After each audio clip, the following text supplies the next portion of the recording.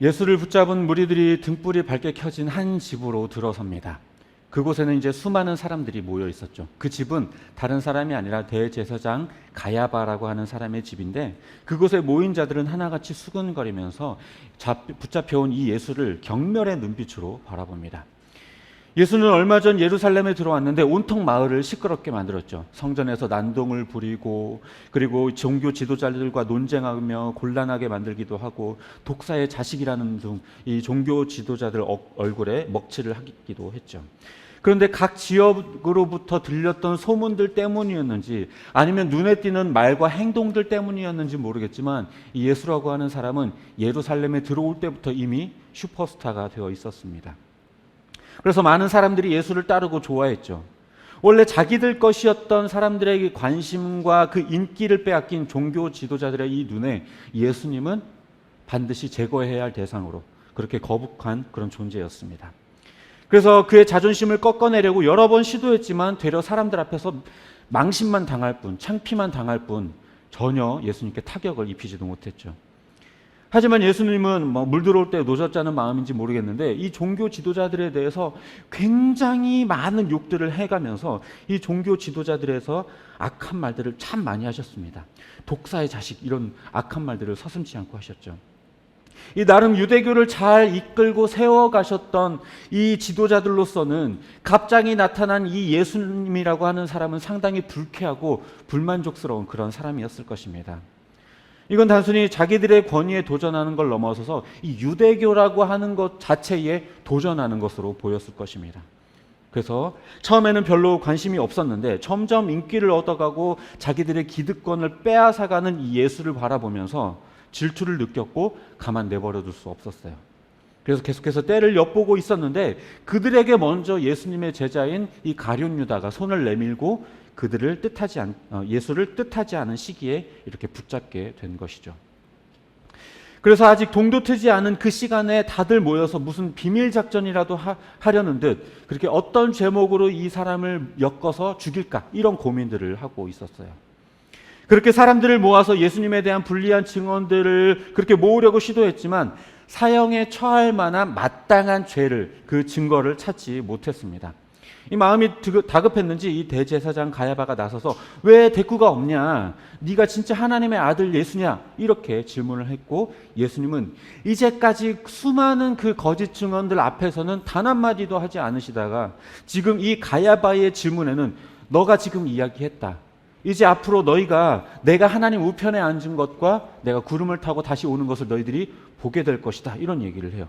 그러자 이 대제사장이 자기 옷을 찢어가면서 이거는 신성 모독이다, 하나님을 모독했다라고 하면서 이것을 증거로 삼아 예수를 죽이고자 합니다. 그래서 결국에 이 로마 총독인 빌라도에게 떠넘기게 되죠. 우리는 오늘 이 본문에서 여러 증언들 앞에서 진실되지 못한 이 종교 지도자들의 태도를 우리는 보게 돼요. 그들에게 진실은 중요하지 않았어요. 그저 예수를 사형에 처할 수 있는 그 빌미를 갖는 것, 그것이 그들에겐 가장 중요한 일이었죠.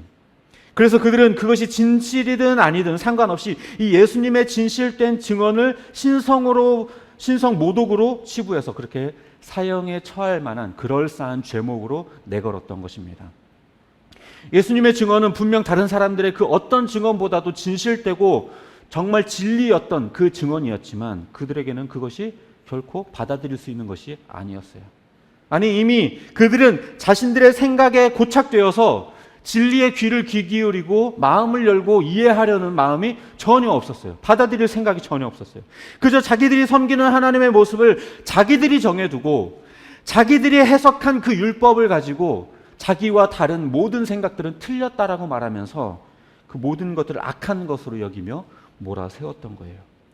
자기들의 멋대로 율법을 해석하고 자기들이 유리하게 적용하면서 그저 그 항목만 지켜내면 자기들은 의로워질 수 있을 거라는 생각에 고착되어서 다른 생각들, 율법에 대한 바른 이해와 해석들, 예수님 메시아에 대한 그 가르침들에 대해서 받아들이려는 생각이 전혀 없었던 겁니다.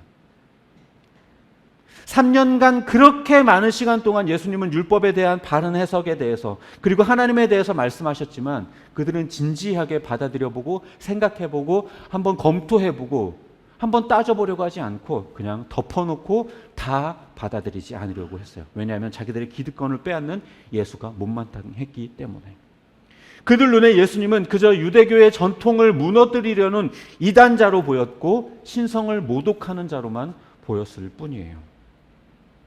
여기서 우리는요, 잘못된 사고방식이 고착되는 게 얼마나 위험한가를 우리는 볼 수 있습니다. 자신의 생각과 판단, 철학과 사고방식이 틀릴 수 있음에도 불구하고 자기는 절대 틀리지 않아. 내가 알고 있는 이 율법은 절대 틀리지 않아. 나의 해석은 틀리지 않아. 라는 그 고착된 사고방식 때문에 다른 이야기들을 받아들이지 않고 그렇게 독선적이고 오만한 그런 태도를 계속해서 보이고 있는 것이죠. 이렇게 하다 보면 하나님의 말씀조차도 왜곡해버리고 자기 생각을 합리화하는 도구로 말씀을 그렇게 악용해 버릴 수도 있어요. 이거는요, 신앙생활을 오래 하면 오래 할수록 더 그래요. 자기가 이제껏 경험해 오고 알고 있었던 게 다 진리라고 여기고 그게 전부라고 생각하는 거예요.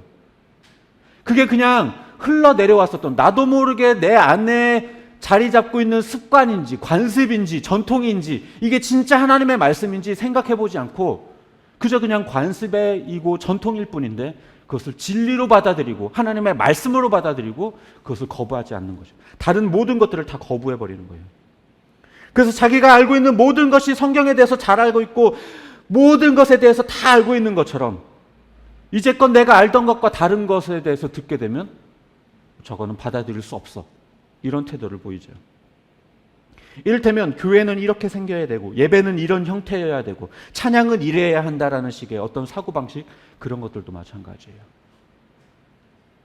뭔가 풀사운드로 빵빵 뜨면서 그렇게 찬양해야 찬양한 것 같고 소리 지르고 방언하면서 몇 시간씩 기도해야 영성이 있다라고 말하고 내 마음에 들어야 설교가 좋다, 이렇게 여기는 것들.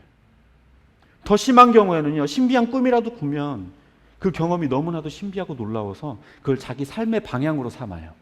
하나님의 말씀을 나의 삶의 방향으로 삼는 게 아니라 내 꿈과 내 경험과 놀라운 신비한 경험들을 앞세워서 그걸 내 신앙의 가장 중요한 가치로 여기기도 합니다. 하지만 우리가 경험하는 그 신비로운 경험들은요, 그것이 옳은지 아닌지 판단할 수 없는 영역이에요. 우리의 경험은 불완전하고 지극히 개인적이기 때문에요, 신뢰할 게 못 돼요.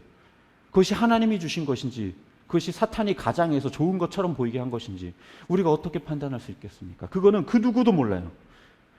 그냥 우리가 좋았던 그 경험들은 그냥 그렇게 내려놓고 다시 객관적이고 확실한 하나님의 말씀으로 다시 돌아와야만 해요.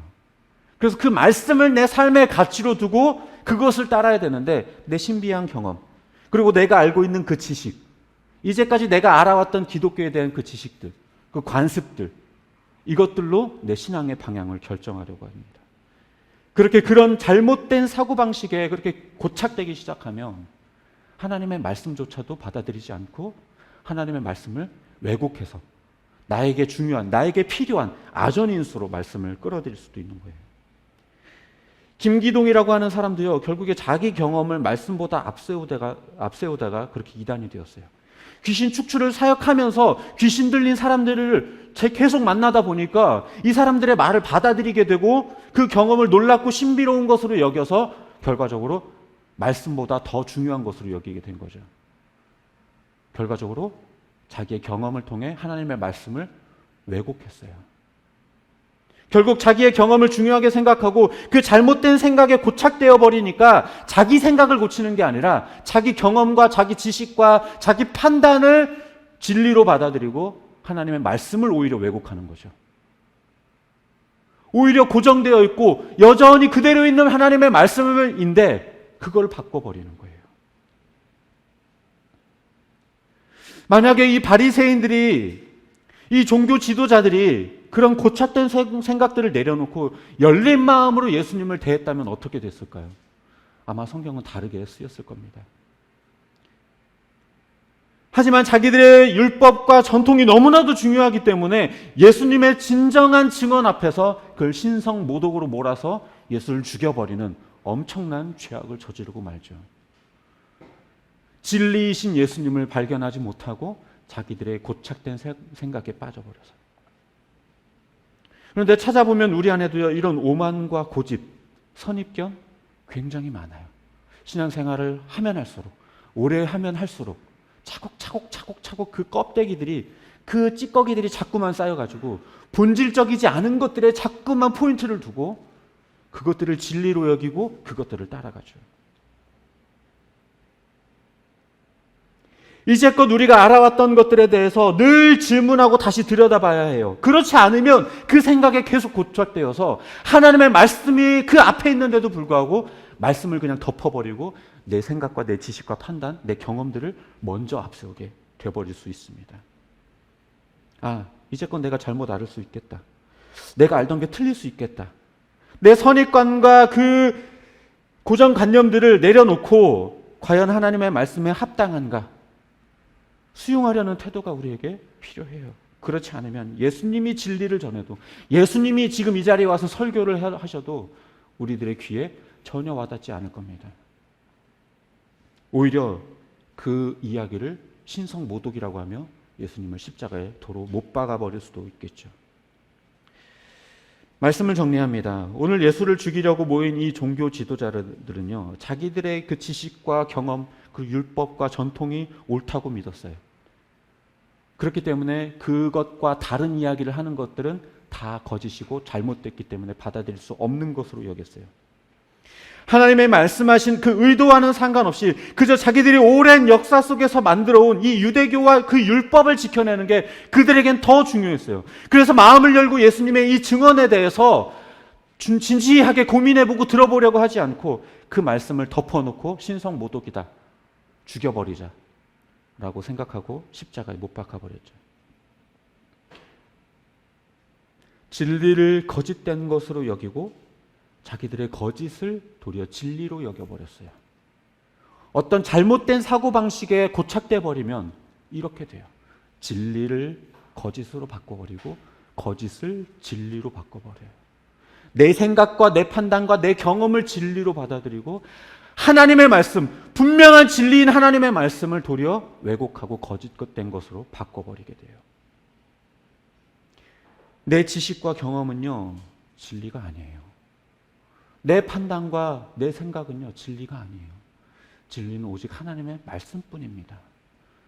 내 생각을 바꿔야지 하나님의 말씀을 바꾸려고 하면 안 돼요. 똥꼬집 부리지 말고 하나님 말씀 앞에 겸손해져야 돼요. 우리는 불완전한 존재이기 때문에요, 틀릴 수 있고 항상 잘못된 생각을 가질 수 있어요. 이것을 인정해야 돼요. 받아들여야 돼요. 하나님의 말씀이라면 아 그래 맞아 내 생각이 틀리지. 하나님의 말씀은 언제나 오라. 내 생각을 꺾어야 돼요. 스스로 옳다고 여기지 말고 다 안다고 말하지 말고 내 경험이 진리라고 생각하지 말고 오직 말씀만이 진리라는 것을 알고 나를 위해 말씀을 바꾸지 말고 말씀 앞에 나를 바꾸시기를 바랍니다.